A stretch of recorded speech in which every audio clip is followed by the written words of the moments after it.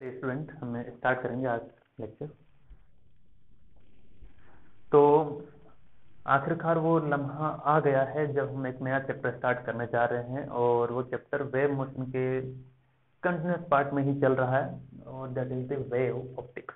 ठीक है, तो वेव मोशन से हम स्टार्ट करते हैं कि स्टार्टिंग हमने किया था वेव मोशन से, वेव की अगर हम बात करें केवल।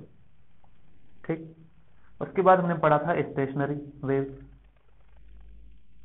उसके बाद हमने पढ़ लिया था क्या, साउंड वेव, और finally we have come to the point wave optics. और वेव से रिलेटेड एक जो चीज और आपने पढ़ रखी है वो पहले पढ़ रखी है, that is the ray optics. ठीक है, तो ये कहानी समझ में आती है समथिंग सिमिलर, लेकिन जहां ऑप्टिक्स वर्ड लिखा है यहां भी ऑप्टिक्स लिखा है, तो इन दोनों में कुछ सिमिलरिटीज या कुछ डिफरेंस होंगे, तो उनके बारे में हम चर्चा करेंगे। करने से पहले एक चीज जान लेनी है, सिलेबस में कौन कौन नहीं है इस बार अपने स्टेट बोर्ड के अकॉर्डिंग इस चैप्टर में। तो इस चैप्टर में इस साल इन लोगों को हटा दिया गया है। ठीक है, Newton's corpuscular theory of light, तो पहले भी नहीं पूछा जाता था स्टेट बोर्ड में, अब भी नहीं पूछा जाएगा, लेकिन ये अगर हम नहीं पढ़ेंगे तो हमें चैप्टर की जो रूपरेखा है, लेआउट है, वो हमें समझ में नहीं आएगा। ठीक, तो इसे हमें पढ़ना होगा, लेकिन स्टेट बोर्ड के लिए हमें इसको प्रिपेयर नहीं करना। क्लियर। दूसरा, refraction of a light at a plane boundary between two media, ये अच्छा हुआ कि ये आपके लिए हट गया। अच्छा इसलिए होगा क्योंकि इसका डेरिवेशन हो सकता था कुछ स्टूडेंट्स के लिए टफ पड़ जाता, लेकिन फिर भी हम इसे पढ़ने वाले हैं, इसे हम पढ़ेंगे। बस ज्योमेट्रिकल होता है इसका डेरिवेशन और कुछ ज्यादा नहीं, क्योंकि रिफ्लेक्शन अगर नहीं पढ़ेंगे तो एक सिलेबस में अपने हो रहा है रिफ्लेक्शन, तो केवल रिफ्लेक्शन को समझना मुश्किल हो जाएगा विदाउट रिफ्लेक्शन। ठीक, तो सिलेबस घटाए भी इस तरह से कि हमें जो घटी चीजें हैं, हटाई हुई चीजें, उनको भी पढ़ना पड़ेगा, लेकिन उन्हें प्रिपेयर नहीं करना पड़ेगा, नहीं करेंगे प्रिपेयर। ठीक है, तो समझने के लिए आसानी हो इसलिए इसको तो हमें पढ़ना ही पड़ेगा, इसको भी पढ़ना पड़ेगा, लेकिन we will not prepare for our board exam. Polarization, अब पोलराइजेशन यहाँ हटाया है, लेकिन वेव मोशन में तो पोलराइजेशन था। ठीक है ना, तो इसका भी कुछ पोर्शन हमें पढ़ना पड़ेगा। रिजोल्विंग पावर ये हटा दिया है और इसे हम कोशिश करेंगे नहीं पढ़ने की भी। ठीक है, क्योंकि रिजोल्विंग पावर में क्या है, काफी कॉम्प्लिकेटेड चीजें भी आती है। ठीक है, जिसे याद रखना है स्टूडेंट के लिए, उसमें रखने वाली काफी चीजें होती है रिजोल्विंग पावर में, माइक्रोस्कोप, टेलीस्कोप, ये सारी चीजें रहती है, फ्रेसनेल प्रिज्म वगैरह रहता है। तो ये तरह से अच्छा हुआ, ये आपके लिए बेनिफिशियल पॉइंट है, इसे रटना ही पड़ता है हर बार स्टूडेंट को, तो ये हट गया, आई थिंक इट्स बेटर। ठीक है, लेकिन फिर भी I will take 1 or 2 point of this resolving power in order to get the idea. Okay, क्योंकि कंपटीशन में चीजें पूछी जाएगी, चाहे जेई हो या नीट या सीईटी। ओके, चलिए, तो ये बात हो गई कि कौन कौन सिलेबस में है, कौन कौन नहीं है। अब आते हैं हम चैप्टर की हेडिंग पर। ठीक है, तो चैप्टर की हेडिंग क्या कहती है,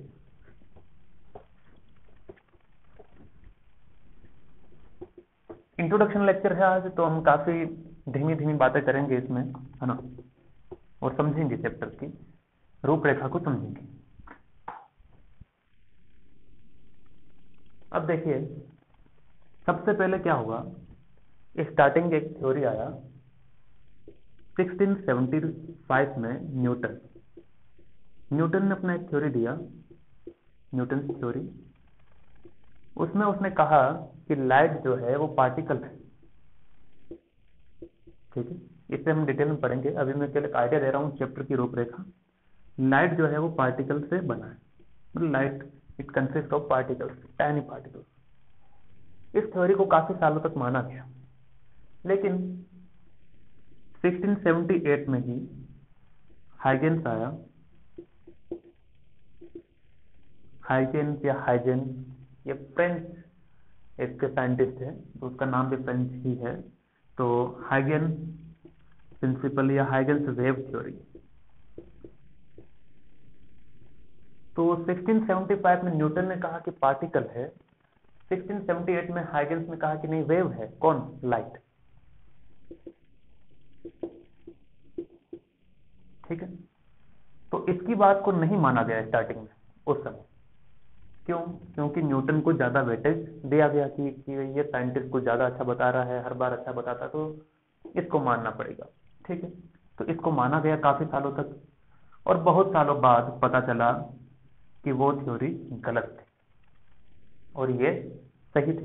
ठीक है, लेकिन फिर से बहुत सालों बाद पता चला कि दोनों ही गलत थे, हाइगेंस भी गलत था, ये भी गलत था। फिर आया ड्यूअल नेचर। तो हुआ क्या था कि लाइट नेचर ने कुछ कुछ फिनोमेना को समझा दिया था, कुछ नहीं समझा पाए थे। जैसे इसने रिफ्लेक्शन रिफ्लेक्शन को समझा दिया, लेकिन इंटरफेरेंस डिफ्रैक्शन चीजों को नहीं समझा पाए, जिसे हम पढ़ेंगे इस चैप्टर में। वो काम इसने कर दिया, इसने रिफ्लेक्शन रिफ्रैक्शन इंटरफेरेंस डिफ्रैक्शन सब कुछ समझा दिया, लेकिन फोटो इलेक्ट्रिक इफेक्ट ये नहीं समझा पाया, और उसके लिए आया क्या? Dual nature light. ठीक है, ये था थी। ये सारी चीजें हम पढ़ेंगे वेव ऑप्टिक्स में। ठीक है, इसकी थ्योरी पढ़ेंगे, इसकी थ्योरी पढ़ेंगे, हाइगेंस प्रिंसिपल पढ़ेंगे। ठीक, अब ये लिखना नहीं है, केवल समझने की बात थी।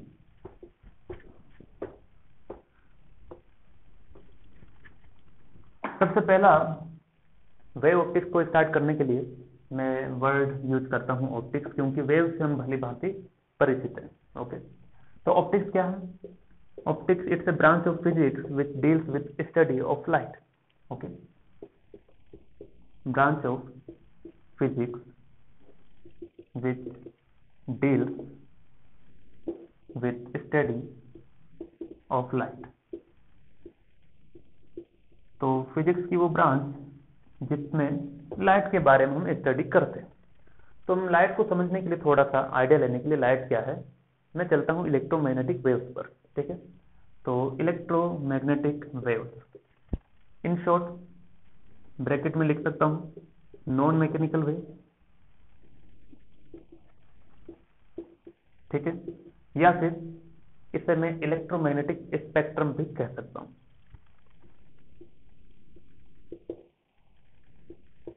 इलेक्ट्रोमैग्नेटिक स्पेक्ट्रम क्या है? ये स्पेक्ट्रम क्या है? नॉन मैकेनिकली क्या है? इलेक्ट्रोमैग्नेटिक वेव क्या है? इसके अंदर आती है स्टूडेंट, देखो पहला आता है रेडियो वेव, सही है ना? फिर आता है micro radio wave, microwave, infrared. सही, रेडियो हो गया, माइक्रो हो गया, इंफ्रारेड हो गया, visible visible. Okay, next ultraviolet, yes सही है, X ray, gamma ray, and finally cosmic. इतना हमें पता है। इफ वी ट्रेवल और if we go from left to right, radio wave से अगर कॉस्मिक रे की तरफ जाते हैं तो एनर्जी बढ़ती है और वेवलेंथ घटती है। That's the basic thing which we know. Now visible की हम बात करते हैं। विजिबल का जो वेवलेंथ होता है बच्चों, वो कितना होता है? 3800 एंगस्ट्रॉम से 7800 एंगस्ट्रॉम। ठीक, अब तो ये जो विजिबल लाइट है, इसी को क्या कहते हैं? लाइट वेव कहते हैं। मीन्स डेफिनेशन क्या देंगे? Part of electromagnetic spectrum whose wavelength belongs to 3800 angstrom to 7800 angstrom is known as visible. Okay, part of electromagnetic waves whose wavelength belongs to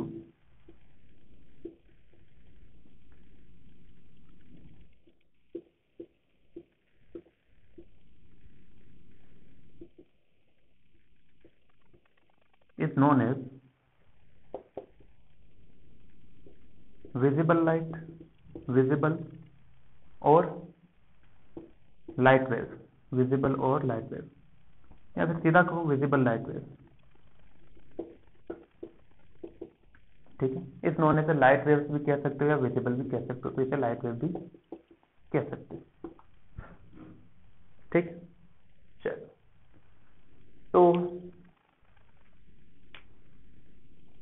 अच्छा, लाइट तो ये हो गया अपना, तो विजिबल वेव्स कहेंगे, क्या कहेंगे इसे, विजिबल लाइट वेव्स कहेंगे।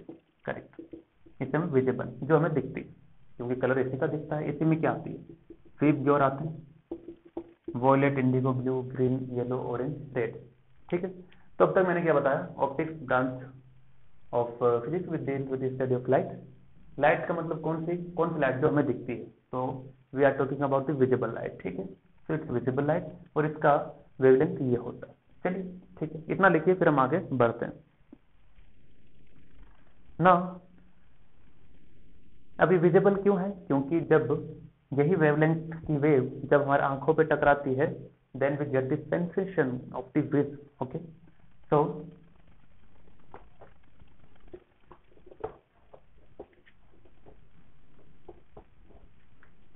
इसे विजिबल क्यों कहते हैं, जब ये टकराएगी हमारी आंखों पर तो हमें चीजें दिखाई देती है, सेंसेशन ऑफ विजन, है ना। तो because of VIBGYOR we get sensation of vision when they strike on retina of human eye। सही है, तो जो इंसान की आंखों पर टकराए उसी की वजह से हमें दिखाई देता है, दैट इज द विजिबल, और इसी को हमने कहा है विजिबल लाइट। ठीक है, वैसे वो पूरी लाइट वेव्स ही है, लेकिन विजिबल लाइट वेव्स की हम बात कर रहे हैं क्योंकि उसी के कारण चीजें हमें दिखती। ओके, चलिए, तो ऑप्टिक्स था लाइट की स्टडी करना, लाइट के अंदर हम बात कर रहे हैं विजिबल लाइट की, और विजिबल लाइट के बाद अब ये जो विजिबल लाइट है इट ट्रेवल्स, है ना, visible light waves travels with A speed of, थोड़ा सा थियोरेटिकल है स्टार्टिंग, टेंशन मत लीजिए, बाद में मजा आएगा। Light waves travel with A speed of 3 into 10 की पावर 8 मीटर पर second, and it travels in straight line। okay, light travels with a speed of 3 into 10 की पावर 8 मीटर पर second in straight direction, straight line, straight line motion को क्या कहते हैं, straight line motion chapter number 3 class 11 physics, क्या उसे कहते हैं, rectilinear motion. Okay, rectilinear motion, या फिर यहां एक वर्ड काफी यूज होगा, that is the rectilinear propagation. ठीक है, ये लिखिए, अब हम आगे बढ़ते हैं। चलो, ये हुआ रेक्टिलिनियर प्रोपेगेशन हो गया, लेकिन अभी तो हमने केवल ये पढ़ा है कि लाइट है क्या, है ना, ऑप्टिक्स क्या है। अब हम बात करते हैं कि रे ऑप्टिक्स और वेव ऑप्टिक्स क्या दो अलग अलग चीजें हैं, क्या दोनों अलग अलग चीजें हैं।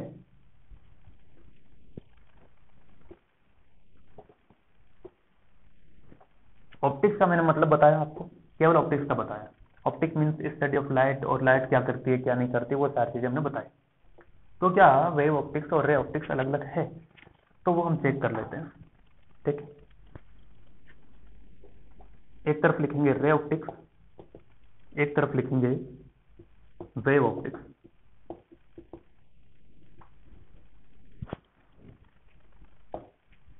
पढ़ा जाए, देखो, रे ऑप्टिक्स को एक दूसरा नाम भी दिया जाता है, that is what, geometrical optics. क्यों, क्योंकि पूरी ज्योमेट्रिकल अप्रोच से ही ये सारी चीजें इसमें कर सकते हैं। ठीक है, तो इट्स ज्योमेट्रिकल ऑप्टिक्स। ओके, इसमें रे ऑप्टिक्स में हम क्या मान के चलते हैं, रे ऑप्टिक्स आपने जो पढ़ा है कि light travels in a straight line. Correct, light travels in a straight line motion, straight line में ही चलता है। करेक्ट, जबकि इसमें क्या है, इसमें यह था लाइट, अच्छा, इसमें ऐसा भी कह सकते हो, light consist of particle which travels in a straight line. ठीक है ना,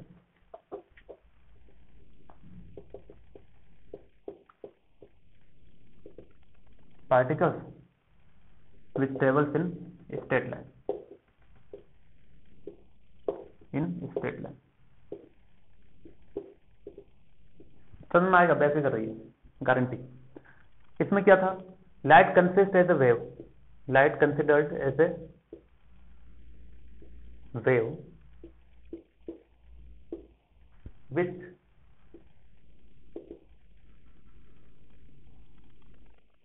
which can bend around object, okay, which can bend, मुड़ सकती है, बेंड होना, बेंड अराउंड ऑब्जेक्ट, ठीक है, ये लिखिए, उसके बाद हम इसकी चर्चा करते हैं, ठीक है।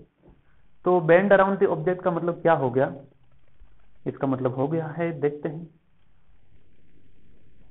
इसका मतलब ये है कि इंटरफ्रेक्शन डिफ्रेक्शन वगैरह जो होते हैं इसी कंसेप्ट पर होते हैं, जिसके बारे में चर्चा करेंगे, ठीक है। अभी मैं केवल एक रूपरेखा रख रहा हूँ, ठीक है, सारी चर्चाएं होगी। स्ट्रेट लाइन मतलब रेक्टिलिनियर मोशन होगा ही होगा।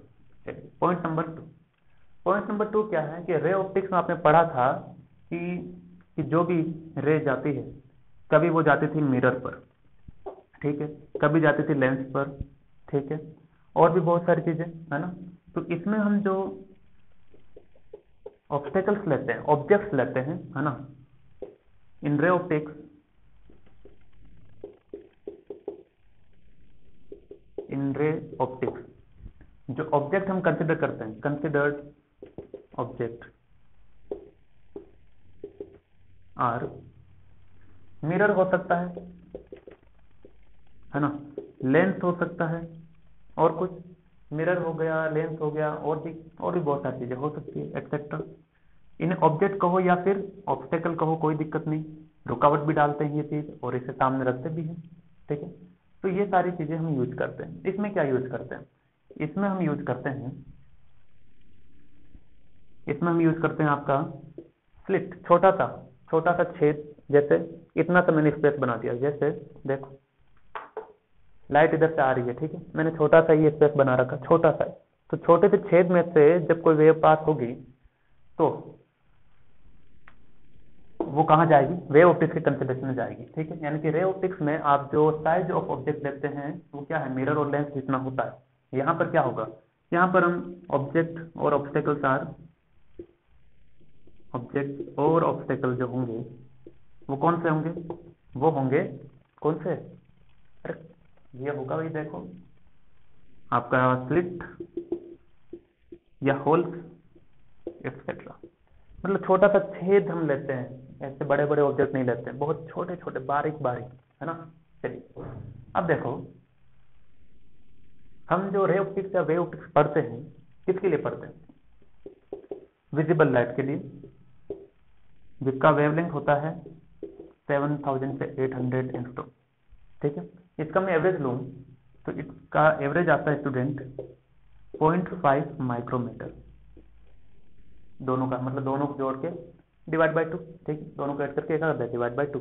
तो देखो ये जो वेवलेंथ है, यानी कि wavelength of light is smaller than size of object ray optics में। रे ऑप्टिक्स में क्या होता है, वेवलेंथ एवरेज जो होती है वो लेस देन होती है साइज ऑफ ऑब्जेक्ट से,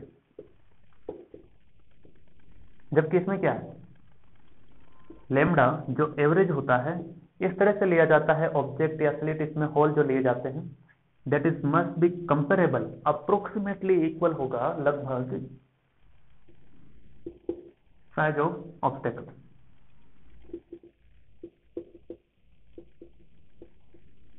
ठीक है। तो इसमें क्या था कि लेमडा जो है बहुत छोटा होता है रे ऑप्टिक्स में, ठीक है, कंपेयर टू ऑब्स्टेकल और साइज ऑफ ऑब्जेक्ट, ठीक है ना, और उसमें क्या होता है, कंपेरेबल होता है अप्रोक्सीमेटली, और लेमडा एवरेज कितना होता है ये साइड में लिख लेना 0.5 माइक्रोमीटर, ठीक है ना। आप सॉल्व करेंगे तब भी यही मिलेगा, ओके। चलिए अच्छा, इनके अलावा एक और भी हो सकते हैं, प्रिज्म हो सकता है ना, टेलीस्कोप हो सकते हैं, तो बहुत सारी चीजें, ठीक ना। अगला, इसमें हमने देखा कि रे ऑप्टिक्स में रिफ्लेक्शन रिफ्रैक्शन को बड़े आसानी से समझा जा सकता है, रिफ्लेक्शन रिफ्रैक्शन को इसमें हमने बहुत आसानी से समझा, जबकि वेव ऑप्टिक्स हमें समझाती है क्या, वेव ऑप्टिक्स हमें समझाता है इंटरफेरेंस, डिफ्रैक्शन, पोलराइजेशन और भी बहुत सारी घटनाएं जो हम देखेंगे इस चैप्टर में। ओके, अब आगे रिफ्लेक्शन या रिफ्रैक्शन होना, ये डेली लाइफ में आप फील कर सकते हैं। मिरर के सामने खड़े होना मतलब और face is getting reflected. Okay, तो रिफ्लेक्शन या रिफ्रैक्शन, मछली को देखेंगे तालाब में तो that is the reflection medium is going change. Okay, यानी कि रिफ्लेक्शन रिफ्रैक्शन ये मैक्रोस्कोपिक फिनोमिना है, आप कहीं भी कैसे भी देख सकते है ना। तो इट्स ए मैक्रोस्कोपिक फिनोमिना।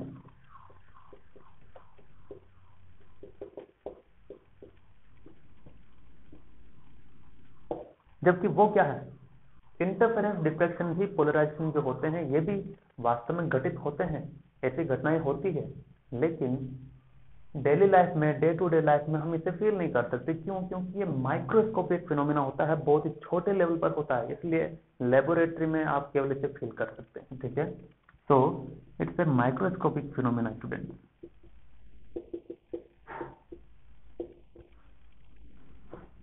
ये था माइक्रोस्कोपिक फिनोमिना। तो ये हो गया एक अच्छा सा डिफरेंस दोनों के बीच में। और साथ ही साथ एक लास्ट और लिख लेते हैं। क्या? लास्ट ये भी लिख देते हैं कि इसमें हमने पार्टिकल नेचर कंसिडर किया हुआ है, ठीक है, और इसमें वेव नेचर कंसिडर किया हुआ है। ठीक है, चलिए लिखिए इसे। अब हम आगे बढ़ते हैं। रे ऑप्टिक्स में जो हमने कुछ घटनाएं पढ़ी हैं उसको दोहरा देते हैं। ठीक है, रिफ्लेक्शन और रिफ्लेक्शन जो हमें काम आएगी यहाँ पर। ठीक है,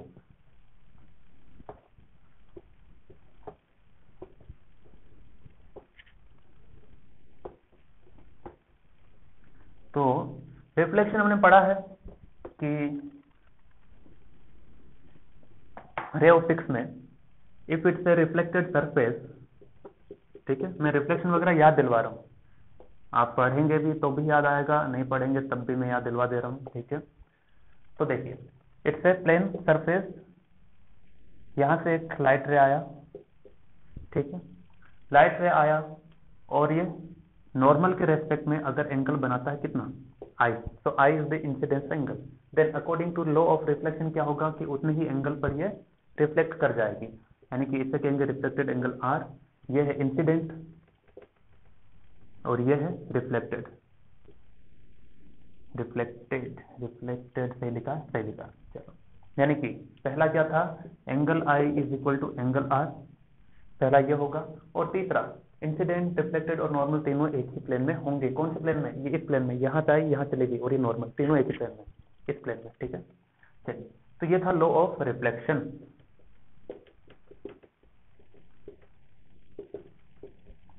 जो जो काम में आने वाला वो सारी चीज मैं आज इंट्रोडक्शन में बता दूंगा। ठीक है, तो उसके अकॉर्डिंग आपको तैयारी करके रखना है। रिफ्लेक्शन, रिफ्रैक्शन क्या होता है कि जब एक मीडियम से दूसरे मीडियम में लाइट रे जाएगी तो आपको कुछ चेंजेस नजर आते हैं। जैसे तालाब में जो मछली है, ये यहां पर आप खड़े हैं जमीन पर, ठीक है, तो ये एयर मीडियम है, नीचे वाटर है, तालाब है यहाँ पर, ठीक है, तो यहां पर मछली रानी, ठीक है। तो क्या होगा कि अगर ये 5 मीटर की हाइट पर है या 5 मीटर की डेप्थ पर है तो आपको ड्यू टू रिफ्रैक्शन ये 5 मीटर की डेप्थ पर नहीं दिखेगी, या तो उससे नीचे या ऊपर जो भी होगा, ठीक है, that doesn't matter. Now coming to the point, refraction क्या होता है? Refraction bending of light when it passes through one medium to another medium. Okay, it's a bending of light, it's a bending of light when passes through one medium to another, ठीक है, one medium to another medium. जब एक medium से दूसरे medium में कोई light रे जाती है तो आपको क्या होगा, तब आपको पता चलेगा कि हाँ यहाँ पर तो रिफ्लेक्शन होगा। सही है, चलिए अब हम देखते हैं रिफ्लेक्शन होगा तो कैसे होगा। चलो, ये एक मैंने सरफेस दिखा दी, यहाँ भी, यहाँ भी, ठीक है, तो ये नॉर्मल है, ये नॉर्मल है, यहाँ पर इसका मीडियम μ1 μ2, यहाँ पर इसका मीडियम μ1 और μ2, ठीक है। लेट्स से पहली बार में ये डेंसर है और ये रेयर मीडियम है, दूसरी बार में ये रेयर है और ये डेंसर है, करेक्ट। चलो, तो डेंसर से रेयर मीडियम में जा रही है कौन, एक वेव जा रही है, लाइट रेज, वेव नहीं कहेंगे, लाइट रेज कहेंगे, ठीक है। तो एट एन एंगल आई, तो इसे जाना चाहिए था, सीधा सीधा जाना चाहिए था, लेकिन नहीं जाएगी क्योंकि मीडियम चेंज हुआ है। और रेयर मीडियम में क्या होता है, ये नॉर्मल से थोड़ा दूर भागती है, तो नॉर्मल से थोड़ा दूर भागेगी, सही है, मैंने कुछ ज्यादा ही दूर भगा दिया। चलो, अब अगर रेयर मीडियम से कोई लाइट रे इंसिडेंट होता है और ये डेंसर में जाएगा, डेंसर में जाने से क्या होगा, इसे जाना चाहिए था ऐसे, लेकिन मीडियम चेंज, तो क्या होगा, डेंसर की तरफ अगर जाएगी तो it will bend towards the normal, यानी कि नॉर्मल की तरफ झुक जाएगी, यानी कि बेंड अवे फ्रॉम नॉर्मल, और वो बेंड टूवर्ड्स द नॉर्मल।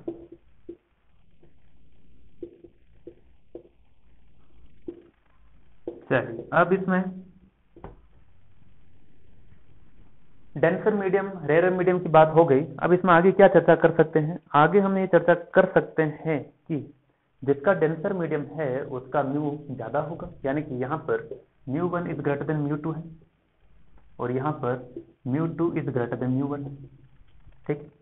तो जब भी कोई रे, लाइट रे रेयर मीडियम से डेंसर मीडियम में जाती है तो वो बेंड होती है नॉर्मल की तरफ। इसका मतलब क्या है, इसका मतलब ये था सीधा सा कि इसको थोड़ा सा मिटा दूं यहाँ से, चलिए मिटा देते हैं। यहाँ से जो रिजल्ट आपको याद रखना है कि ये याद रखना है कि light travels slower in denser medium, ठीक है, light travels slower in optically denser medium.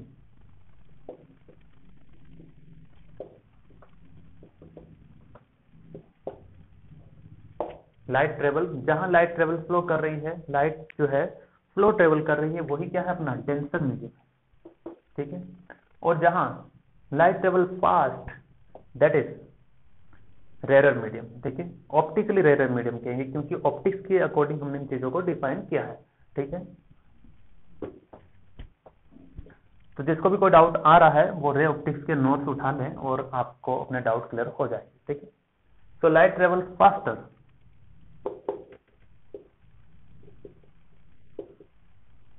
In optically rare medium. तो ऐसा हमने पढ़ा है कहां पर, ऐसा हमने पढ़ा है रे ऑप्टिक्स, ठीक है। चलिए लिखिए इसे। तो ये तो मैंने आपको रिकॉल करवाया है कि ये चीजें काम आने वाली है, ठीक है ना, समझे क्या, ये चीजें काम आएगी। तो यहां तक हमने देख लिया कि वो लाइट जहां अगर धीमी चल रही है तो वो ऑप्टिकली डेंसर मीडियम है, लाइट जहां फास्ट चल रही है वो ऑप्टिकली रेयर मीडियम है। इसको याद रखना, अभी थोड़ी देर में काम आएगा जब मैं न्यूटन कॉर्पस्कुलर थ्योरी को पढ़ाऊंगा, ठीक है। और इसी चैप्टर में हम ये भी बताएंगे कि धीमी क्यों चलती है, ठीक है, इसका जवाब भी मिलेगा। तो उसके लिए रिफ्लेक्शन पढ़ना पड़ेगा ना। चलिए, अब स्टूडेंट शुरुआत होती है आज के लेक्चर की। अभी तक तो हमने केवल रूपरेखा ही रखी थी कि चैप्टर में क्या क्या है क्या नहीं है। तो आइए, स्वागत है आप सभी का इस लेक्चर में। और आज हम स्टार्ट करने जा रहे हैं इसमें क्या, Newton's corpuscular theory of light. तो हेडिंग लगाएंगे Newton's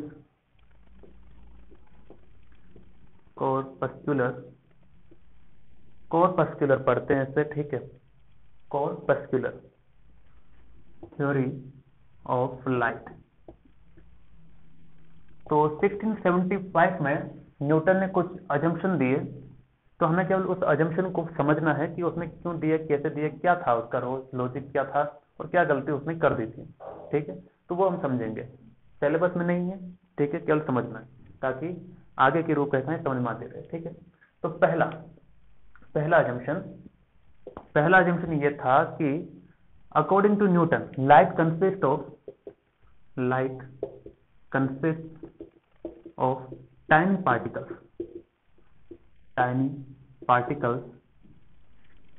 called corpuscles।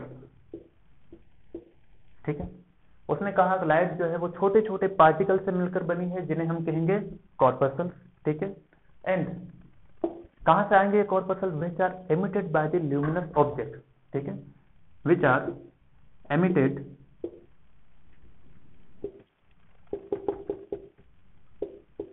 Bye luminous object. जैसे ट्यूबलाइट हो गया, बल्ब हो गया, जैसे ट्यूबलाइट मैंने दिखा दिया, तो इसके चारों ओर कुछ पार्टिकल्स ऐसे निकलेंगे चारों ओर। ठीक है, इधर भी, इधर भी, इधर भी, इधर भी, सब जगह पार्टिकल पार्टिकल। ठीक है ना, तो उसका अजम्पशन ये था, पार्टिकल निकलेंगे चारों ओर। ठीक है, पहला अजम्पशन ये था। ठीक, पार्टिकल को क्या नाम दिया उसने? कॉर्पसल्स। ओके, फिर उसने दूसरा अजम्पशन दिया कि ये जो कॉर्पसल्स हैं, ये किसी भी डायरेक्शन में ट्रेवल कर सकते हैं और ट्रेवल करेंगे with the speed of light. तो दूसरा अजम्पशन क्या आ जाएगा कि these corpuscles can travel in all direction with speed of light. Okay, with speed of light. यहां तक ठीक। अब इसके बाद उसने तीसरा अजम्पशन क्या दिया? तीसरा अजम्पशन ये दिया, पहला तो हो गया भाई लाइट क्या है? छोटे छोटे पार्टिकल से मिलकर बना है। कौन देगा पार्टिकल? ल्यूमिनस ऑब्जेक्ट देगा। फिर वो पार्टिकल क्या करेंगे? दौड़ेंगे स्पीड ऑफ लाइट से। कौन से डायरेक्शन? सभी डायरेक्शन में। ठीक है, चलिए अब दौड़ेंगे तो दौड़ने के लिए एनर्जी और मोमेंटम चाहिए, है ना। तो तीसरा अजम्पशन उसने क्या मान लिया? ये मान लिया कि these corpuscles carry energy and momentum with them. ठीक है, इतना आसान से अजम्पशन थे उसके। These corpuscles carry energy and momentum with them। तो उससे क्या होगा? उससे ये होगा कि जब ये पार्टिकल फैल रहे हैं, चल रहे हैं इधर उधर, इनके पास एनर्जी है, मोमेंटम है। तो एक पार्टिकल इधर से आ रहा है, इधर से आ रहा है, मेरी आंखों से टकरा, यानी कि when these corpuscles strike with retina of human eye, then they produce sensation of vision। okay, and when they strike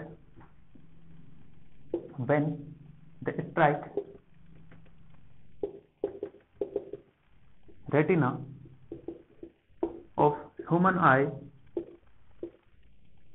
they produce sensation of vision। they produce sensation of vision। ठीक है, तो उसकी वजह से दिखते हैं, चीजें हमें दिखती। ठीक है, तो पहला अजम्पशन था कि टाइनी पार्टिकल से मिलकर बना है। दूसरा, ये दौड़ेगा तो एनर्जी और मोमेंटम दोनों होंगे। चौथा क्या था? चौथा ये था कि हम तो पढ़ रहे हैं लाइट जब विजिबल और विजिबल हमें कुछ भी होता है वो कलरफुल होता है, कभी yellow colour, black colour, white colour, green colour, yellow, orange, red, जो भी। लेकिन यहां पर हम कलर की बात नहीं करेंगे, अभी करते हैं। तो ये जो पार्टिकल्स हैं यानी कि कॉर्पसल्स हैं, they are of different colour and of different size. Okay,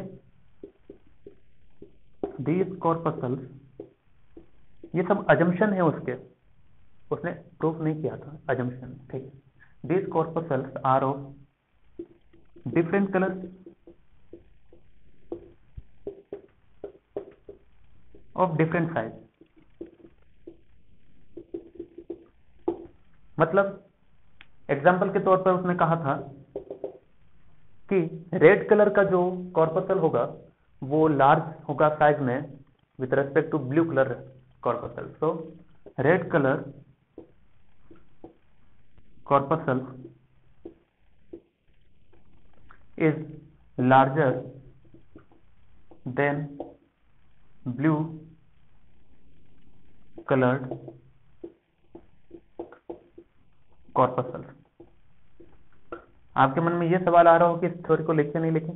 theory लिखना है, उससे समझना भी है। ठीक है, केवल हम इसे बोर्ड के लिए तैयार नहीं करेंगे, क्योंकि अगर ये नहीं समझोगे जब तक समझ नहीं आने वाला। ठीक है, क्योंकि बार बार न्यूटन बीच में आएगा। चलो, 4 पॉइंट क्लियर हुआ है। टाइनी पार्टिकल से बना है। दूसरा, क्या था उसके पास? दूसरा क्या है?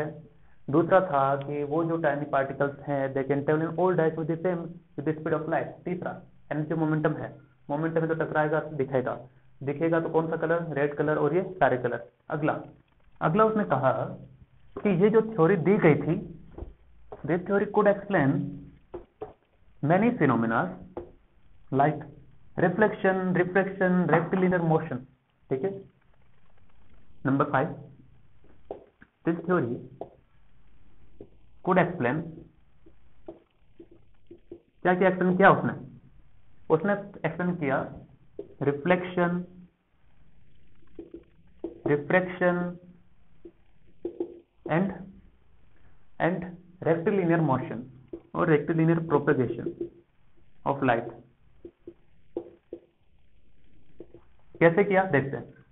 जैसे लाइट रिफ्लेक्ट होती है, यहां से यहां आती है, यहां चली जाती है, ये नॉर्मल है।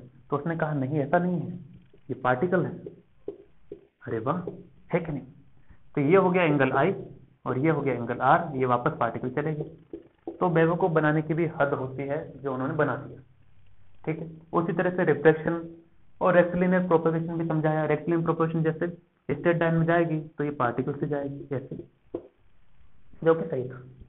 It seems to be correct, लेकिन but it couldn't explain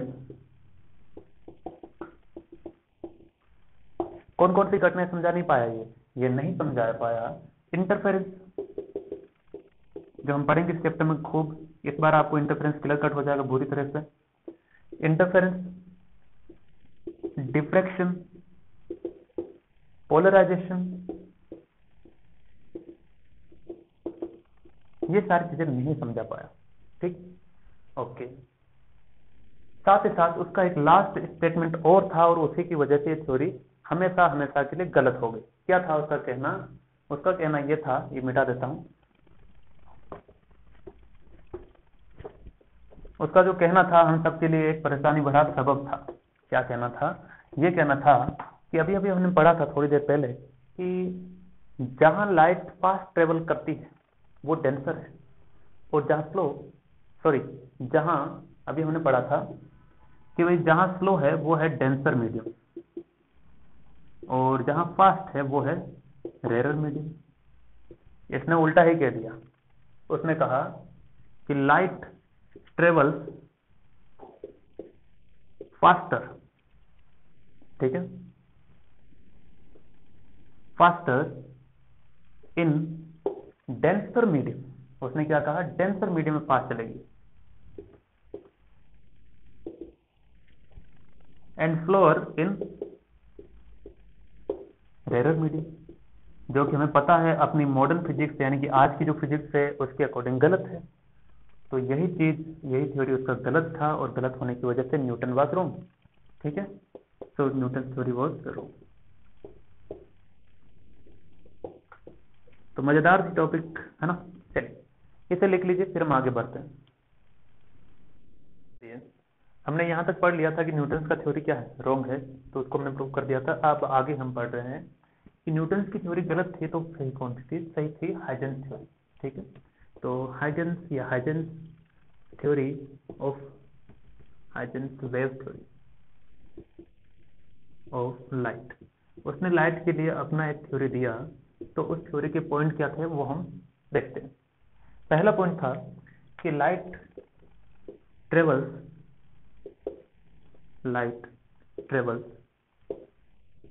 in the form of wave. तो उसने सबसे पहले न्यूटन को ही गलत साबित किया। न्यूटन ने कहा था पार्टिकल, जिसने कहा नहीं, वेव की फॉर्म में ट्रेवल करेगी। सही है। दूसरा, अगर लाइट ट्रेवल करेगी वेव की फॉर्म में, तो वेव तो आगे ही बढ़ेगी तो कौन सी स्पीड से? ये बढ़ेगी with the speed of light, यानी कि this wave travels in all direction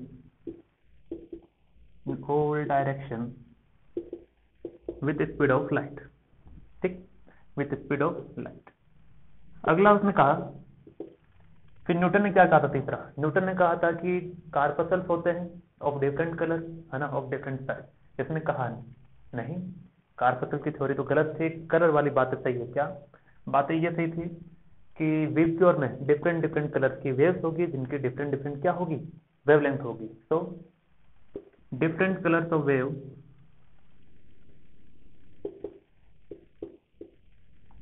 waves of different colors have different wavelength, ठीक है ना। waves of different colors have different wavelength, जो कि सही भी है, आज हम देखते भी है ना। सबसे ज्यादा किसका होता है, रेड कलर का होता है, have different wavelength। तो यहां तक सारी बातें सही थी, यहां तक सारी बातें सही थी।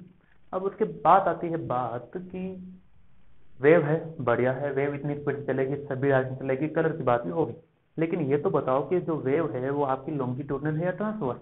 ठीक है, तो उन्होंने कहा कि हमने जो वेव मानी है वो ट्रांसवर्स मानी, ट्रांस नहीं, सबसे पहले उन्होंने माना था लॉन्गिट्यूडनल। क्या माना था, लॉन्गिट्यूडनल माना था वेव को। लाइट जो वेव है उन्होंने माना था ये लॉन्गिट्यूडनल है।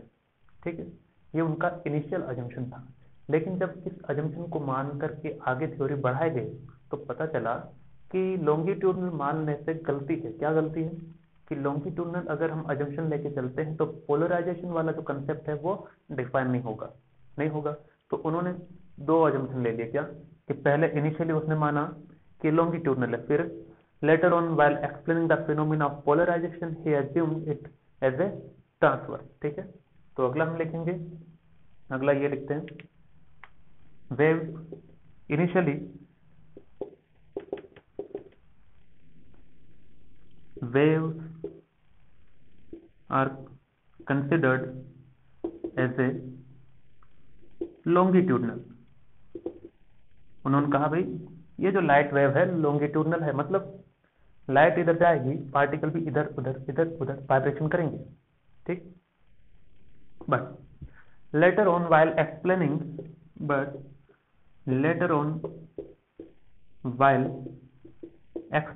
The phenomena explain the phenomena of polarization,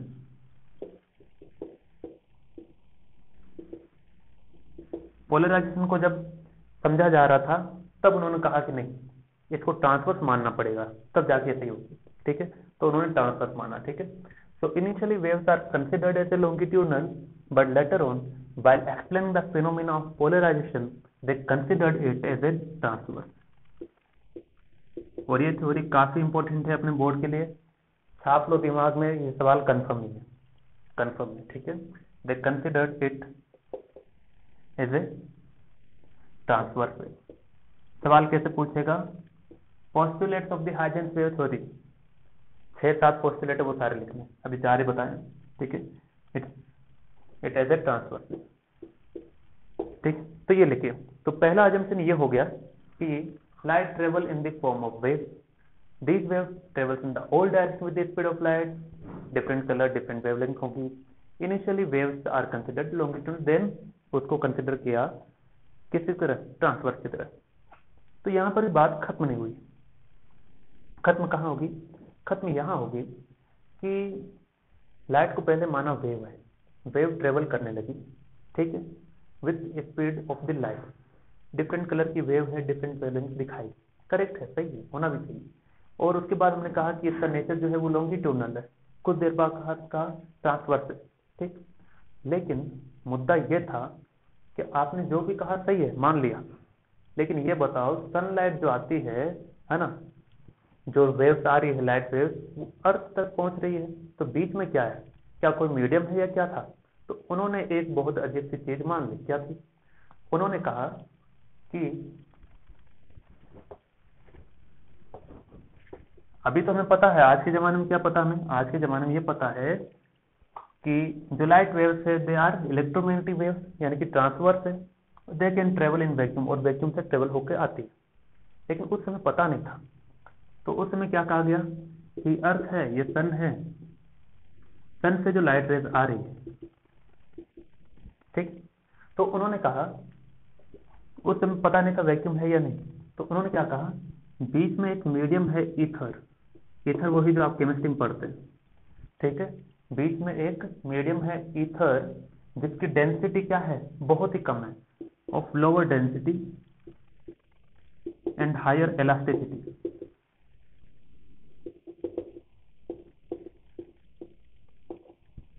ठीक है, एंड ल्यूमिनिफेरस, ये मीडियम जो है वो कैसा है, ल्यूमिनिफेरस मीडियम है, मतलब बहुत ही ज्यादा ब्राइट है, ब्राइटनेस ज्यादा। ठीक है, तो कहाँ कहाँ ईथर है, उसने कहा हर जगह ईथर है, यहाँ ईथर, वहां ईथर, हर जगह ईथर है, ether ether.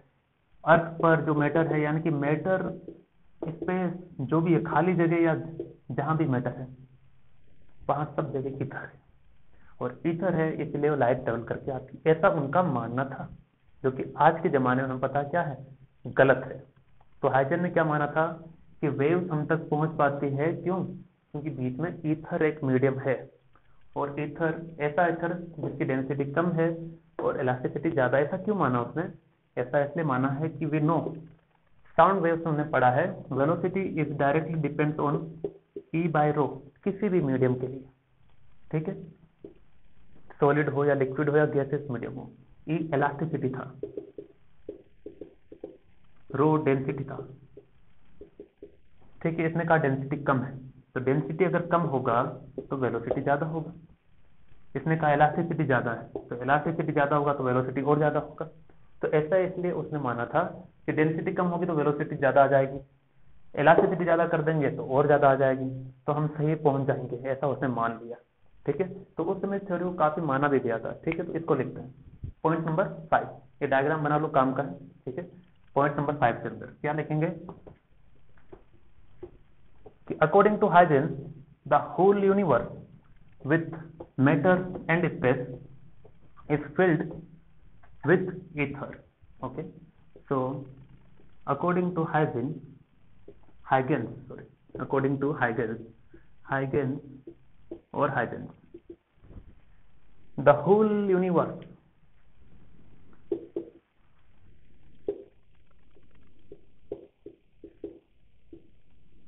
universe with matter and space are filled with a luminiferous medium.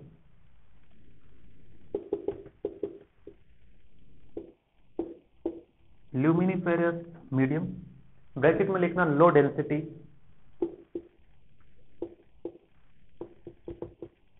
Higher elasticity.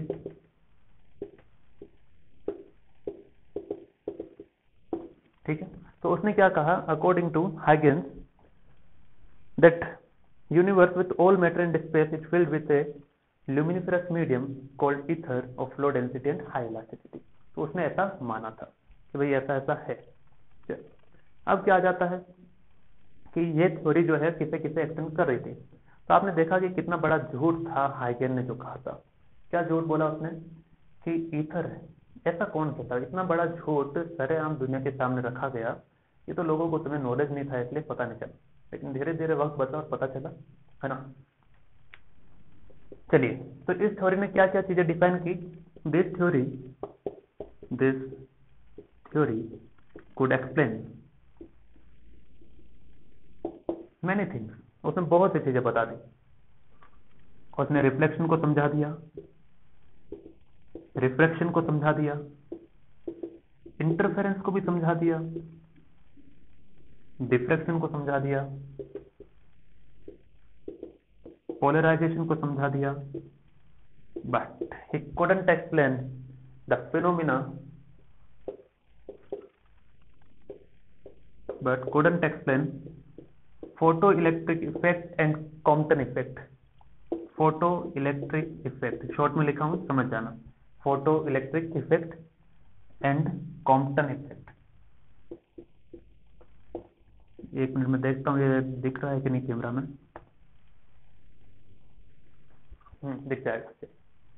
तो इस थ्योरी से ये सारी चीजें तो उसने एक्सप्लेन कर दी, लेकिन ये नहीं कर पाया। क्यों नहीं कर पाया, क्योंकि अब हम पढ़ते हैं मॉडर्न फिजिक्स में कि ये जो चीज है वो ड्यूअल नेचर पर डिफाइन होती है, तो इसलिए वो डिफाइन नहीं कर पाया। लिखिए इसे, ठीक है। एंड लास्ट पॉइंट, इसकी अजम्पशन का क्या है लास्ट पॉइंट ये है और वही इंपॉर्टेंट है, उसी को हम आगे पढ़ना है अभी थोड़ी देर में। वो अजम्पशन ये है, उसने कहा हाइजेन ने कि अगर आप मेरे वेव थ्योरी को समझना चाहते हैं तो आपको एक कंसेप्ट समझना होगा, that is the wave front. ठीक है, तो point number 7, Huygens introduce the concept of wave front.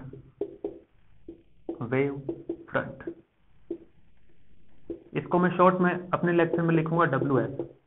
ठीक है, समझ जाना, इतना बड़ा सब नहीं लिखेंगे, WF लिखेंगे। ठीक है, तो अब हम पढ़ने जा रहे हैं वेव फ्रंट क्या है। ठीक है, चलिए अब हम पढ़ते हैं वेव फ्रंट क्या है। तो वेव फ्रंट को समझने के लिए let me show you an experiment, छोटा सा जो आप समझते हैं। ये एक वाटर ग्लास, ठीक है, पानी जो है इसमें भी शांत है, काम वाटर। ठीक है, बिल्कुल शांत है। इसमें मान लीजिए पत्थर है छोटा सा, मैंने इसमें ड्रॉप किया तो क्या होगा, कुछ वेव चारों ओर स्प्रेड होगी। ठीक है, उसके ऊपर हम चर्चा करेंगे। वही वेव फ्रंट है। कैसे, देखिए, लेट सपोज एक शांत पानी का तालाब है, यानी कि let suppose we are having a pond और a pool of calm water. ठीक है, शांत है पानी, पूल ऑफ काम वाटर।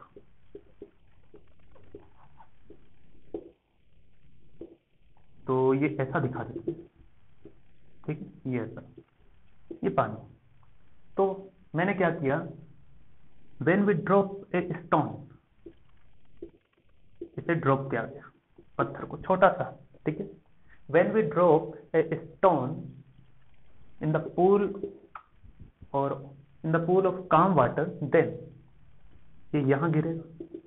तो जहां गिरा है, at the point of impact, at the point of impact,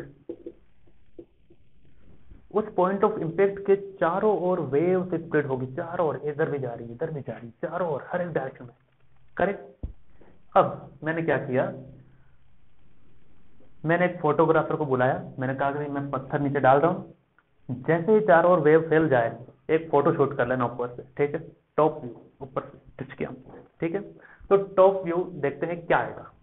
जब मैंने पत्थर गिराया, कहां गया डस्टर, मिल गया। चलिए,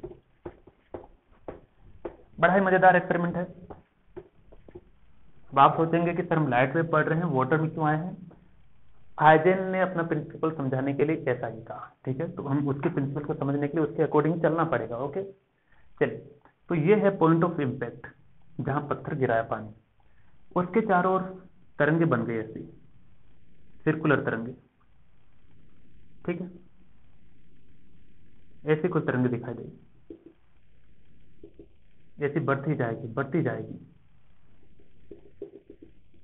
सही, और बढ़ता जाएगा। तो ये है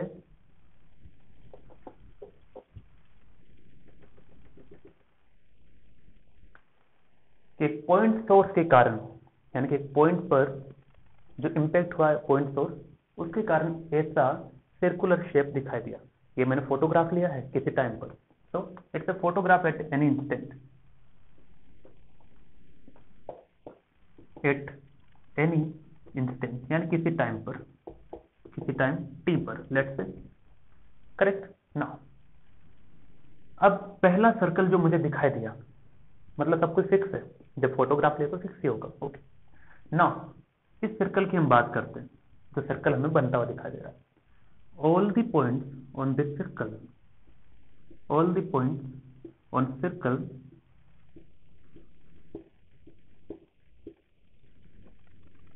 मैं ऐसा दिखा सकता हूं। ठीक है, अब स्टेटमेंट बनू। स्टेटमेंट ऐसा, जैसे मैंने पत्थर गिराया, चारों ओर वेव से स्प्रेड हुई। ठीक है, वेव से स्प्रेड हुई, हमें दिखाई देगा कि सर्कुलर शेप बन रहा है वेव्स का। ठीक है, ऊपर से दिखाई देगा ऐसा। ओके, तो जो सर्कल दिखाई दे रही है, उस सर्कल के हर एक पॉइंट को अगर मैं कंसिडर करूं तो उसका हर एक पॉइंट क्या कर रहा है, ऑसिलेशन कर रहा है। क्या कर रहा है, ऑसिलेशन कर रहा है। ठीक है, तो यहां पर all the points on the circle are oscillating in same phase, are oscillating in same phase. मैं ये डायग्राम मिटा रहा हूं, इस पर फोकस करेंगे। ठीक है, तो यहां पर लिखता हूं, all the points on a circle are oscillating in same phase. Same phase मैंने कहा है, ये काफी दिमाग से आपको समझना पड़ेगा। ठीक है, all the points in on a circle are oscillating in same phase, are oscillating in same phase because they are at same distance from the source.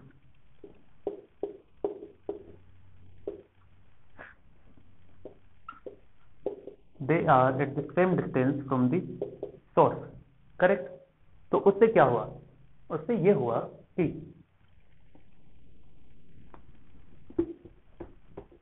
Phase वाला ही मैं काफी डिटेल में लूंगा, बाकी सारी चीजें आसान। अगर किसी टाइम पर आपने फोटोग्राफ लिया था, तो लेट से t=t1 पर आपने फोटो शूट किया, t=t1 पर आपको इस सर्कल के सारे पॉइंट ऐसे दिखाई दिए।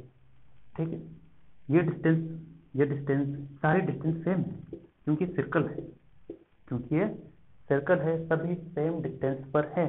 यानी कि ये अगर x1 है तो ये भी x1 है, ये भी x1 है, ये भी x1 है, सबका डिस्टेंस x1 है। कब? जब टाइम कितना था, t=t1 था। अब मुझे नहीं पता इनका फेज सेम है या नहीं, मैं कैसे कहूँ? उसके लिए एग्जांपल, कोई भी जो वेव होती है, उस वेव का इक्वेशन हम समझते हैं। क्या होता है? y=a sin omega T minus के। ये केवल मैं समझने के लिए बता रहा हूँ।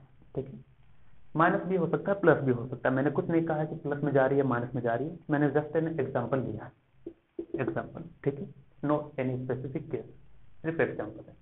तो टाइम t1 पर डिस्टेंस कितना है? x=x1। तो टाइम t1 पर x=x1 है। पहले इस पार्टिकल के लिए देखते हैं, इसके लिए टाइम t1 है, डिस्टेंस कितना x1 है।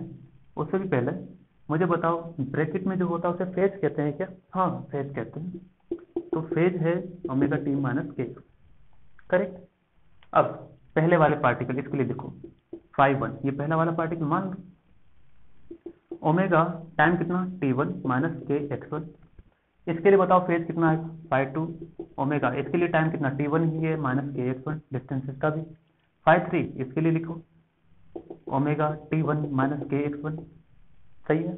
इसके लिए लिखो, किसी के लिए भी लिखो, सबका फेज सेम है या नहीं है। तो ये समझने की बात थी कि जो इस वेव्स बन रही थी, और वेव्स के जो हर एक पॉइंट है, वो किसी भी टाइम पर जो सर्कल बना रहे हैं, वो सभी सेम फेज में है। ठीक है, तो मैंने क्या लिखा? All the points on a circle are oscillating in same phase because they are at same distance from the source. तो ये लिखना, उसके बाद ये समझने के लिए ये लिख लेना डायग्राम में। ठीक है, अगला point, wave front is the locus of the point. Wave front क्या है? लोकस है, किसका? Of all the points which are having the same oscillation, same phase of oscillation. तो मुझे बताओ कौन कौन से ऐसे पार्टिकल हैं या कौन कौन से ऐसे पॉइंट है जिनका सेम फेज ऑफ ऑसिलेशन है? ये सभी है ना। इनको मिला दो, क्या बन गया? सर्कल। यहां भी पार्टिकल है, इनको मिला दो, क्या बन गया? सर्कल, है ना।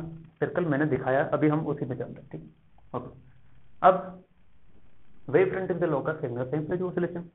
तो लोकस मतलब क्या है? इन सभी पॉइंट्स का अगर एक रास्ता बना दें तो वो क्या है? That is the locus. Okay, locus means रास्ता। इतना ठीक। तो ये हुआ वेव फ्रंट का मतलब। अब हम आते हैं टाइप ऑफ वेव फ्रंट पर। ठीक, या फिर मैं वेव फ्रंट को ऐसे भी डिफाइन कर सकता हूं क्या? Wave front is the surface of a constant phase of oscillation. Wave front क्या लिखेंगे? Wave front is a surface of constant phase, है ना। Wave front can be defined as, wave front can be defined as surface defined as surface of constant phase। ठीक है, यानी कि ऐसा भी कांस्टेंट फेज के रेस्पेक्ट में भी हम डिफाइन कर सकते हैं। चलिए इतना हुआ। अब हम बात करते हैं टाइप्स ऑफ वेव फ्रंट की। टाइप्स ऑफ वेव फ्रंट की। ओके, क्या उससे भी पहले एक और बात कर लेते हैं। क्या हम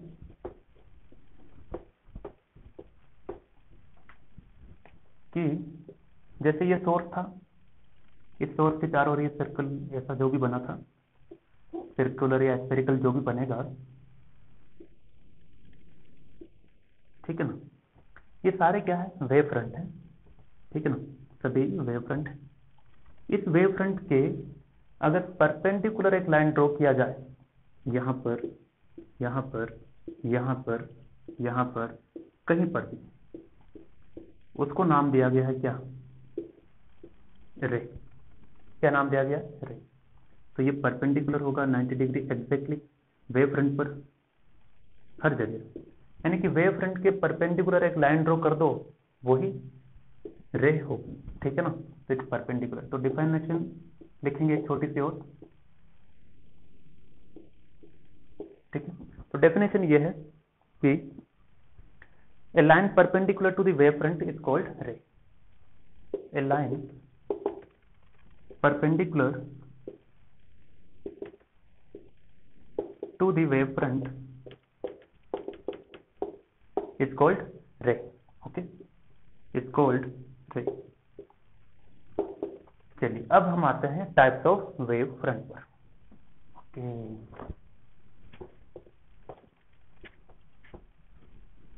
तो types of wave front students 3 तरह के हमें पढ़ने हैं फॉर लाइट वेव। ठीक है ना, लाइट वेव के लिए हम 3 तरह के वेव फ्रंट पढ़ेंगे। तो यहां लिख लेना टाइप्स ऑफ वेव फ्रंट, अगला हेडिंग। ठीक है, टाइप्स ऑफ वेव फ्रंट, ठीक से लिखो क्या, टाइप्स ऑफ। ठीक, तो 3 तरह के होते हैं। कौन कौन से, स्फेरिकल, सिलेंड्रिकल और planar. Spherical wave front, linear wave front, plane wave front. इनको खत्म करेंगे और इसी के साथ आज का लेक्चर भी खत्म। स्फेरिकल वेव फ्रंट क्या है,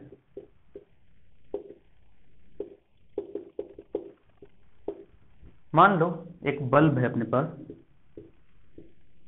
ठीक है, तो बल्ब है तो ये क्या है, पॉइंट सोर्स है। एक बल्ब को मैं कंसिडर कर रहा हूं एज ए पॉइंट सोर्स, याद रखना इसमें।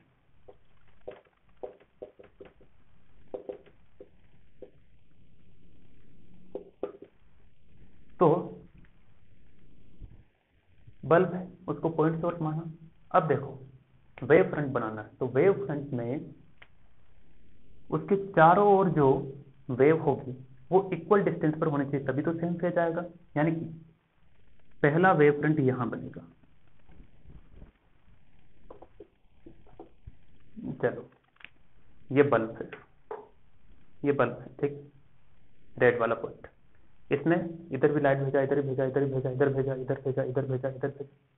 क्या बनेगा, सबको मिला स्फेरिकल बनेगा कि नहीं बनेगा, 3 डायमेंशनल में क्या बनेगा, स्फेयर। फिर से देखो, यहाँ से एक, यहाँ से एक, यहाँ से एक, यहाँ से एक, यहाँ से एक, सब जगह क्या बना, स्फेयर बना।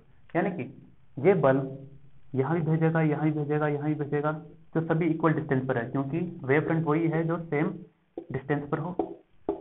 सेम डिस्टेंस पर नहीं होगा तो सेम फेज नहीं होगा, और सेम फेज नहीं है तो वेव फ्रंट नहीं होगा। ठीक है, चलिए तो इन सबको मिला देंगे तो इन्हीं का लोकस क्या होगा, वेव फ्रंट होगा। ये बन गया दूसरा वेव फ्रंट। अगला, अगले पॉइंट ले लो जो सभी इक्वल डिस्टेंस पर हो। कहां से, centre of the bulb, centre of the source. ठीक है, इन सबको मिला दो, ये भी वेव फ्रंट है, इस तरह ये भी वेव फ्रंट है। तो ये सब क्या बने, स्फेरिकल वेव फ्रंट।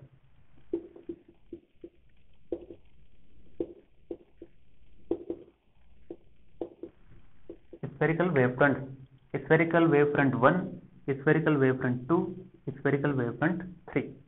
ठीक है, 1 2 3 एंड सो ऑन, चाहे जितने बना लो।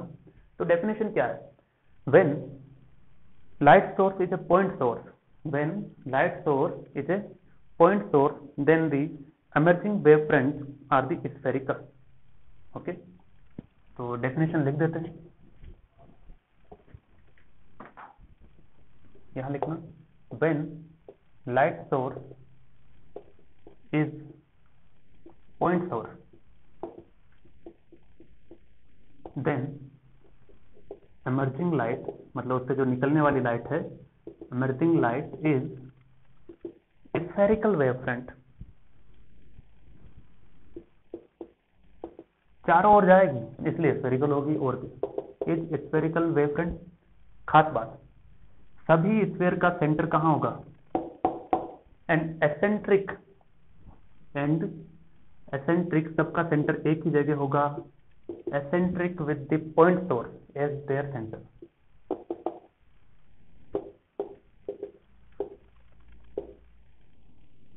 एज देयर सेंटर यानी कि उनका सेंटर वही होगा जहां सोर्स का सेंटर है, पॉइंट सोर्स का सेंटर है। ठीक है, इसे लिख लीजिए।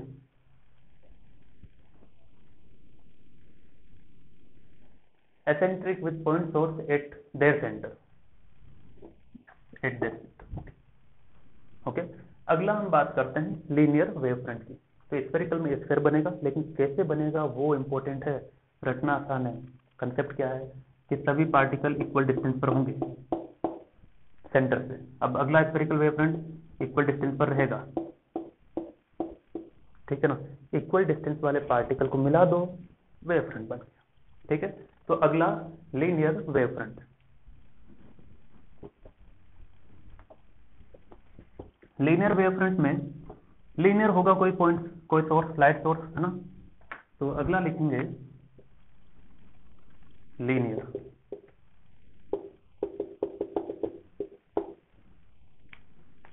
तो मान लो एक ट्यूबलाइट है, यानी कि लीनियर है, समझने के लिए केवल। ठीक है, ट्यूबलाइट को हम कंसिडर कर रहे हैं, ये केवल एग्जांपल है समझने के लिए, ताकि आपको फील हो। तो ये ट्यूबलाइट है, ट्यूबलाइट सलमान वाली नहीं है, ये अपनी ही है, घर की ट्यूबलाइट। तो ये चारों ओर क्या कर रही है, लाइट इमर्ज कर रही है, इधर भी जा, इधर भी जा, इधर भी जाओ, इधर भी जाओ, इधर भी जाओ। इसने इधर भेजा चारों ओर, यहाँ तो बनेगा क्या, स्फीयर, नीचे भी बनेगा स्फीयर, ये चारों ओर भेजेगा, ये भी भेजेगा। तो देखो कैसा बनेगा। तो इसने पार्टिकल इधर ही भेजे, यहाँ ही भेजा, यहाँ ही भेजा, यहाँ ही भेजा, सही है। इसने पार्टिकल यहाँ ही भेजे, यहाँ ही भेजे, यहाँ ही भेजे, इक्वल डिस्टेंस पर। इधर भी तो आएंगे, यहाँ भी तो लाइट दे रही है, ये वाली लाइट है ना। तो इधर ही पार्टिकल है, इधर ही पार्टिकल है, सही है। सही बना क्या, थोड़ा तिरछा बन गया है।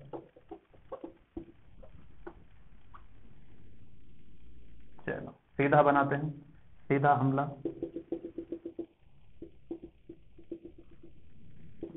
तो ये हो गया लीनियर वेवफ्रंट, यानी कि पहला सिलेंड्रिकल वेवफ्रंट। अच्छा, नाम इसका सिलेंड्रिकल है,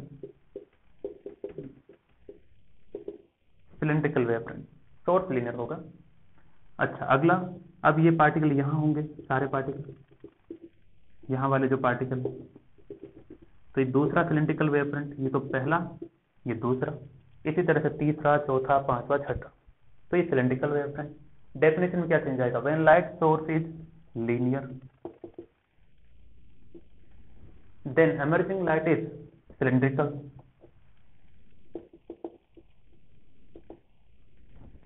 वेवफ्रंट एंड एसेंट्रिक नहीं, इस बार कोएक्सियल,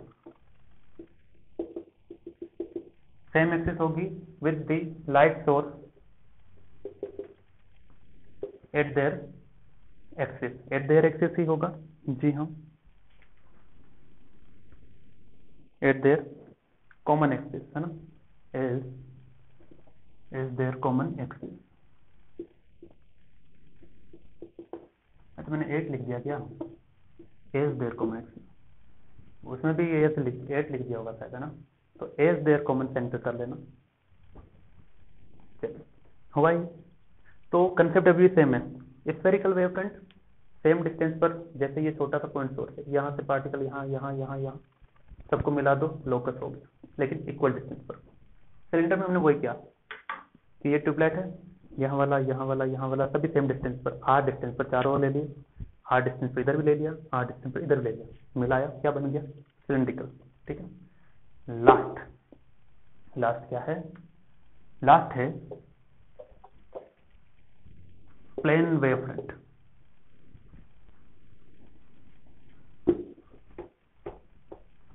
प्लेन वेव फ्रंट कहता है when light source is very far away, बहुत दूर है, यानी कि लाइट रेज कमिंग पैरेलल।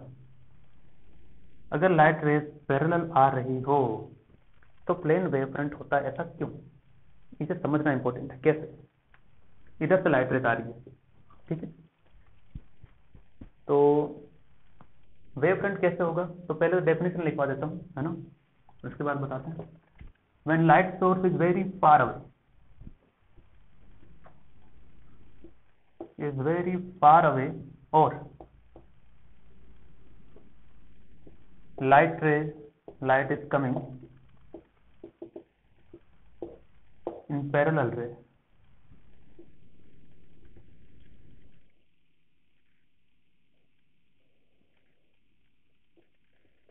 ठीक है, लाइट जो है पैरेलल आ रही है। तो डेफिनेशन ये है, लेकिन वेव फ्रंट कहाँ है? वेव फ्रंट यहाँ है। अभी एक लाइन सिखाया था स्टार्टिंग में कि जो भी वेव फ्रंट है उसके परपेंडिकुलर एक लाइन ड्रॉ करो तो वो क्या होती है? रे होती है। तो इसमें रे ऑलरेडी दिया है तो वेव फ्रंट बना सकते हैं। कुल मिला के परपेंडिकुलर होना चाहिए, तो प्लेन बनाया, क्योंकि प्लेन ही उससे क्या होगा? परपेंडिकुलर होगा, ठीक है। तो प्लेन ऐसा है, जैसे ये रे जा रही है तो क्या होगा? परपेंडिकुलर। ये रे जा रही है, परपेंडिकुलर। तो एक प्लेन ऐसा बना देते हैं, ठीक है ना। तो ये प्लेन वेव फ्रंट, ठीक है। प्लेन कभी ऐसा नहीं दिखा करके दूसरी तरीके से भी दिखाते हैं। कैसे दिखाते हैं? ये लाइट रेज आ रही है, हर बार ऐसा नहीं दिखा कर ऐसा भी 3 लाइनें दिखा दी, तब भी क्या है? प्लेन वेव फ्रंट है। जरूर नहीं 3 ही, 5 6 भी दिखा दो, कोई दिक्कत नहीं, ठीक है। चलिए, तो ये हुआ plane wave front, cylindrical, spherical.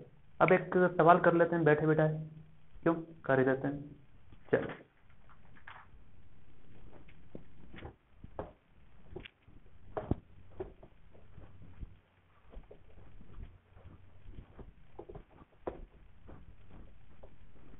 तो देखिए, अब सवाल करते हैं। पहला, रिफ्लेक्शन ऑफ वेव फ्रंट।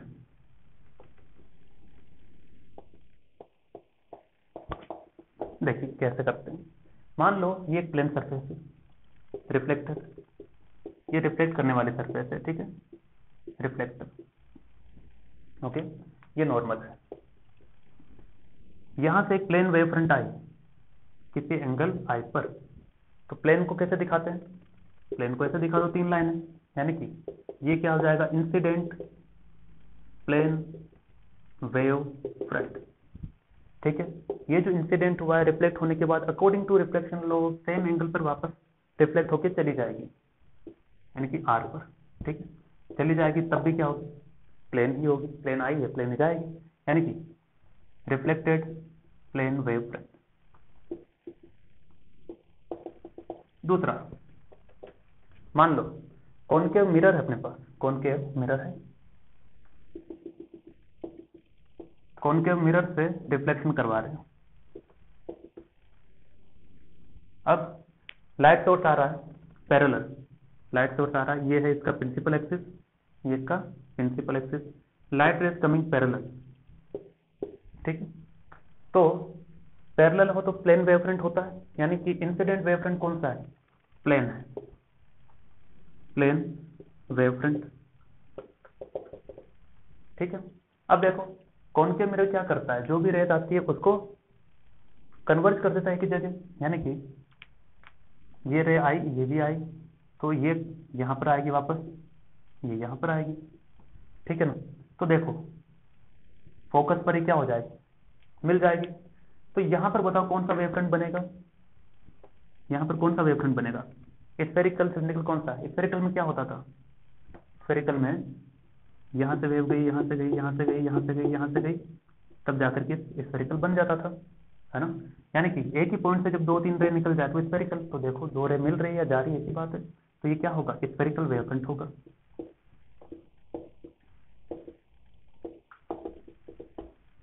ठीक है ना। मतलब एक ही जगह पर 2 या 3 रे मिलती है तो स्फेरिकल है, ठीक है ना। चलिए अगला एक और सवाल है।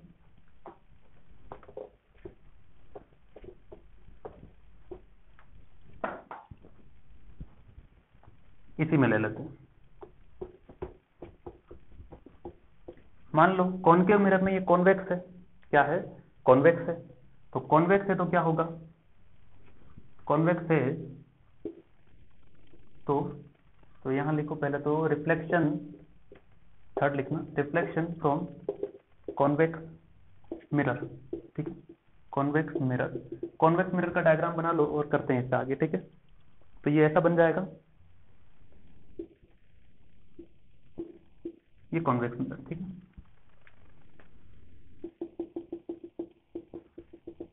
करेक्ट। ये पैरेलल रेज आती है, मतलब प्लेन वेव फ्रंट आ रहा है। ठीक है, तो आने दो। अब ये क्या करता है, ये तो डाइवर्स कर देता, फैला देता है ना। तो फैला देता है तो ये टकरा करके इससे वापस जाएगी इधर, ये इधर टकरा कर वापस जाएगी। लेकिन लेकिन लेकिन लेकिन इसको मैंने प्रिंसिपल एक्सिस को आगे बढ़ाया, it appears to be come out from here, यानी कि ऐसा लगेगा कि यहाँ से आ रही है वर्चुअल। ठीक है, तो वर्चुअल केस में बनता है ना। देखो अब दोनों जो रेस एक ही पॉइंट से जा रही है, कौन सा वेवफ्रंट, स्फेरिकल स्फेरिकल स्फेरिकल, ये खुद से बनाना है, स्फेरिकल वेवफ्रंट होगा। ठीक है, चलिए अब रिफ्लेक्शन का भी देख लेते हैं। जब रिफ्लेक्शन का हुआ है तो रिफ्लेक्शन भी देखा जाए।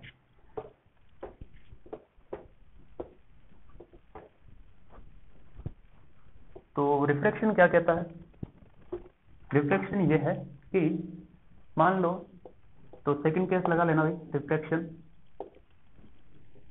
ये एक इंटरफेस है μ1 μ2। ठीक है, तो इसे मैं कह देता हूं रेरर डेंसर। ठीक है ना, ये अपना नॉर्मल, ये नॉर्मल है। चलो, एक इंसिडेंट हुआ प्लेन वेव फ्रंट, ये इंसिडेंट हुआ प्लेन वेव फ्रंट। तो रेरर से अगर डेंसर में जाएंगे तो ये जो नॉर्मल की तरफ क्या होगी, बेंड होगी प्लेन वेव फ्रंट।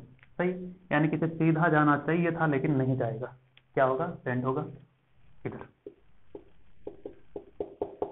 ठीक है, तो ये रिफ्लेक्टेड वेव फ्रंट।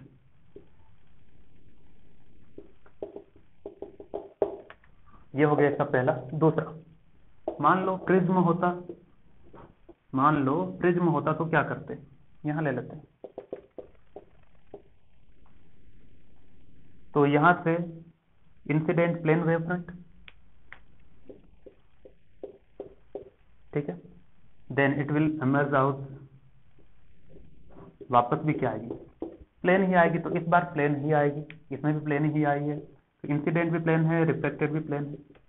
ठीक है, अगला इसमें ले लेते हैं कौन सा, नेक्स्ट ले लेते हैं इसमें भाई refraction from a lens, refraction from a lens, कौन सा लेंस, कॉन्वेक्स।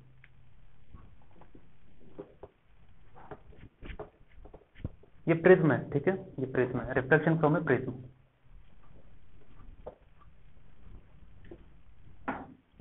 तो third case refraction from prism, refraction from A prism नहीं है, कॉन्वेक्स लेंस है। ठीक है, ओके, तो कॉन्वेक्स लेंस है, आने दो। ऐसी इंसिडेंट हो रही है प्लेन वेव। ठीक है, इसको इंसिडेंट करवाया कहां पर, कॉन्वेक्स लेंस पर, तो ये प्लेन वेव फ्रंट है, इंसिडेंट।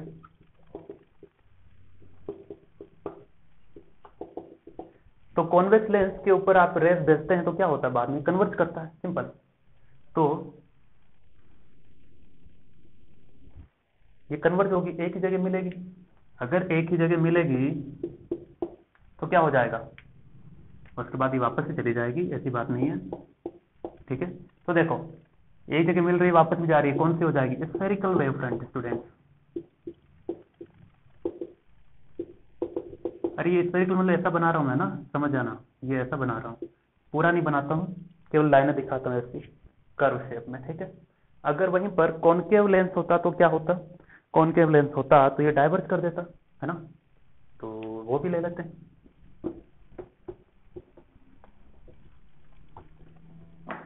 तो reflection from a concave lens,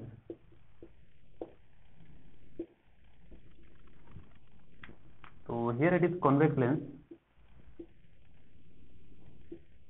ठीक है, अब ये डाइवर्ज करेगी, तो डाइवर्ज करेगी, जाने दो, ये इसको डाइवर्ज करेगा। ठीक है, लेकिन it appears to be come from here, ये ऐसा लगेगा कि यहां से आ रही है। सही है ना, तो ये ऐसे जा रही होगी तो कौन सा हो गया, प्लेन। प्लेन या स्फेरिकल, स्फेरिकल है ना, एक ही जगह से 2 या 3 रह जाए तो स्फेरिकल। चलिए खत्म हुआ, एक छोटा सा क्वेश्चन और करेंगे, उसके बाद लेक्चर खत्म करते हैं। आखिरी सवाल, एक वेव फ्रंट है represented by the plane, wave front है रिप्रेजेंटेड बाय द प्लेन, यानी कि ये प्लेन वेव फ्रंट है। कैसा है, प्लेन। तो प्लेन को ऐसे भी रिप्रेजेंट कर सकते हैं, कैसे भी, जैसा आप चाहें तो बड़ा सा बॉक्स बना दे, ठीक है। Represented by this and find the direction of propagation of wave. Plane का इक्वेशन देखो x और y है, मतलब ये एक्स वाई प्लेन में है। कहां पर है, एक्स वाई प्लेन में। तो y equal to 5 minus x, अभी नहीं चमक रहा होगा आपको, मैं चमका दूं, माइनस एक्स प्लस 5, अभी भी नहीं चमका होगा, माइनस 1 एक्स प्लस 5, अब चमका। कैसे, देखो y इक्वल टू माइनस का m x plus 3, straight line equation है ये, है ना, which is given for a plane. तो एक्स वाई प्लेन में दिया है तो मैं सबसे पहले एक्स और वाई प्लेन बना दिया, ठीक है। अब y equal to minus m x plus 3 है, तो y equal to m x मतलब ऐसा graph, m x plus c ऐसा graph, m x minus c ऐसा ग्राफ, लेकिन इससे हमें लेना देना ही नहीं था। लेना देना किससे है, माइनस एम एक्स पर। y equal to minus m x ये होता है, minus m x plus c ये यहां पर, सी क्या है यहाँ पर, ये सी है, ये भी सी है, ठीक है। चलिए, तो ये ऐसा कुछ बनेगा, ठीक है ना। ओके, तो हमें केवल एक्स वाई प्लेन में रखना है, मैंने रख दिया। क्वेश्चन क्या, क्वेश्चन देखते हैं। तो ये प्लेन वेव फ्रंट है, जैसा हम बार बार दिखा रहे थे ना, ये प्लेन वेव फ्रंट है, ठीक है। तो it's a plane wave front. तो सवाल ये है, it's a wave front is represented by the plane, find the direction of the propagation of wave. Wave front तो है, लेकिन वेव का डायरेक्शन बताओ, कहाँ जा रही, इधर जा रही, इधर जा रही, किधर जा रही। तो मैंने बताया था कि वेव यानी कि रे कैसे देते हैं, कि वेव फ्रंट की परपेंडिकुलर एक लाइन ड्रॉ कर दो, वो क्या होती है, रे होती है। रे मतलब नीली वेव है, ठीक है। तो वेव फ्रंट ये है, ठीक है ना, इसके परपेंडिकुलर एक लाइन इधर ड्रॉ कर दो, ठीक। इधर ड्रॉ करोगे तो कोई प्लेन नहीं है ना, तो इधर ड्रॉ किया, मतलब वेव इधर जा रही है या फिर आ रही, उससे कोई लेना देना नहीं, ठीक है। जा ही रही होगी प्रोपेगेशन में, तो जा ही रही होगी, तो आ रही जा रही उसमें कोई लेना देना नहीं। लेकिन सवाल है, ये एंगल बताओ, direction means angle, propagation, direction of the propagation of wave, ये एंगल बताना, ठीक है। तो कैसे बताएं, उसके लिए क्या करते हैं कि ये जो प्लेन है उसका स्लोप कितना है, स्लोप -1 है, सही है ना। स्लोप कितना है, -1 है, स्लोप -1 है ना भाई। टेन थीटा इक्वल टू -1, सही है ना। चलिए, तो एम एक्स प्लस ये लिखेंगे, हाँ तब ठीक है। कुल मिलाकर के इसके साथ जो होता है वो टेन थीटा होता है, समझे ना। माइनस में प्लस सी मैंने दिखाने के लिए लाइन ऐसा, ठीक है। तो टेन थीटा इक्वल टू -1 है, that means theta equal to 135 degree, ठीक है। तो ये एंगल कितना, 135 डिग्री। ऐसा ही क्यों लिया, क्योंकि एंगल जो होता है स्लोप का, that is defined with respect to X axis in anti clockwise direction. कौन सी direction, anti clockwise direction. ACW chapter number 2 11th class vector physics, ठीक है, वहां का कंसेप्ट है। अब ये तो हमने कहा था ये 90 डिग्री होता है हमेशा ही, है ना। तो 135 में से 90 चले गए, कितना एंगल बच गया, 45। तो थीटा इज 45, ये इतने एंगल पे जा रही है, ये भी उतने पे जा रही है, ठीक है। चलिए, तो इसी के साथ खत्म होता है आज का लेक्चर। उम्मीद है आपको काफी कुछ समझ में आई होगी नई चीजें, और इन केस आपको कोई भी डाउट हो कमेंट कीजिए, उसके ऊपर हम लाइव लेक्चर ले लेंगे, ठीक है। चलिए ठीक है, पढ़ते रहिए, मजे कीजिए, टाटा।